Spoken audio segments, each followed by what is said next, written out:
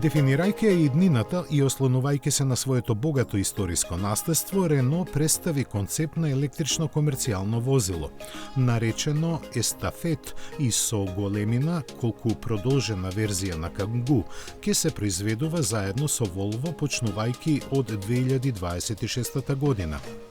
Изгледот му е изразито футуристички, а благодарејќи на големата височина од импресивни 2,59 метри, располага со товарен простор од 7,1 кубен метар.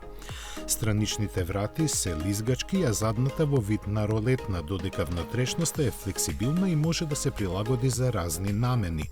Детали за техниката и електричната погонска група не се соопштени.